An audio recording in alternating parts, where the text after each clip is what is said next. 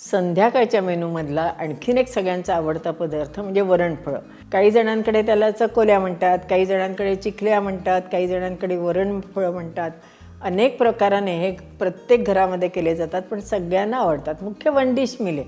त्याच्याबरोबर आमटी पण जाते, पोळी पण जाते आणि मुख्य म्हणजे सगळ्यांची पोटं भरतात.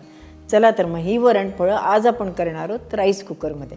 ती कशी करायची ते बघण्याकरता आपण आपल्या स्वयंपाकघरात जाऊया. येत आहे ना? आता आपण वरणफळं करणार आहोत. त्याच्याकरता आपण तेलात नेहमीसारखी मोहरी घालून घेतली आहे. थोडेसे आपण जिरे घालून घेऊयात, कढीपत्ता, हिंग, थोडीशी हळद, लाल तिखट, सगळा मसाला आपण फोडणीत घालून घेतला. त्याच्यात आता आपण गरम पाणी घालून घेऊयात. चवीपुरतं मीठ. आपण साधारण 4 लोकांकरता वरणफळं करतोय, त्याच्याकरता आपण 6-7 वाट्या पाणी घातलं. हा आपण घरचा काळा मसाला केला आहे, तो पण ह्याच्यामध्ये घालतोय. हा काळा मसाल्याचं लवकरच आपण प्रोडक्शन करणार आहोत बरं का. त्याच्यात थोडीशी आपण चिंच घालूया. चिंचेचं पाणी घातलं तरी चालेल बरं का, पण आज नेमकं चिंच भिजवायला मी विसरले होते म्हणून आपण चिंच घातली. चवीपुरता गूळ घालूयात.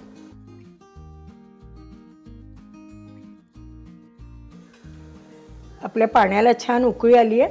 आपण नेहमीसारखी कणकेची फळं करून घेतली आहे. एक 3 वाट्या कणिक घेतली, त्याच्यात चवीपुरतं मीठ, 1-1.5 चमचा तेल, थोडीशी हळद घालून घट्ट मळून घेतले. नंतर त्याच्या पोळ्या लाटून त्याचे असे काप करून घेतलेत.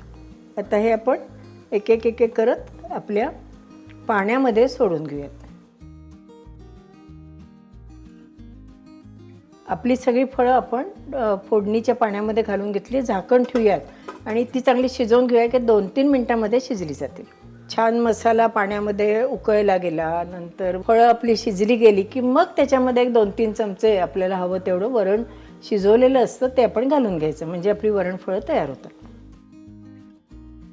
आहे की नाही? आपली फळं छान शिजायला लागली आहेत. आपण त्याच्यात थोडीशी धन्याची पावडर टाकूयात. अगदी पाऊण चमचा टाकली बरं का.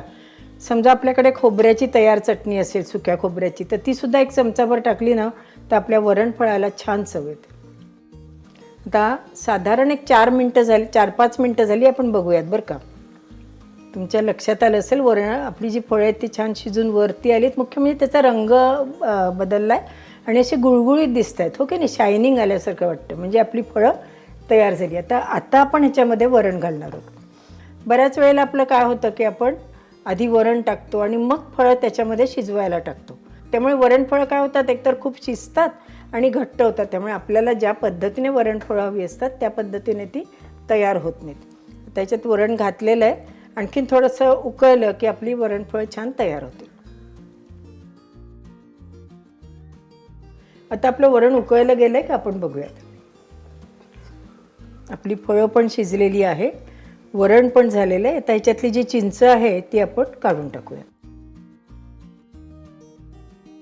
वरणफळ झाली तर आता आपण ह्याच्यावर कोथिंबीर घालूयात आणि गरम गरम वरणफळं सगळ्यांना देऊयात. आपली वरणफळं तयार आहेत.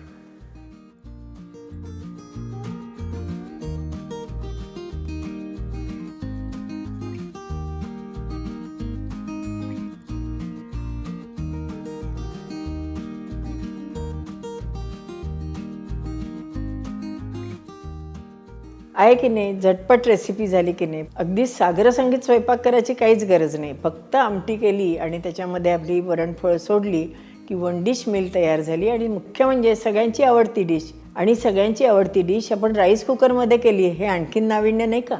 नक्की तुम्ही पण राईस कुकरमध्ये करून बघा. आणि आपल्या अनुराधा चॅनलला अशाच नवीन नवीन रेसिपी बघण्याकरता लाईक करा, शेअर करा आणि सबस्क्राईब करा. आणि हो, बेल आयकॉन दाबायला विसरू नका. धन्यवाद.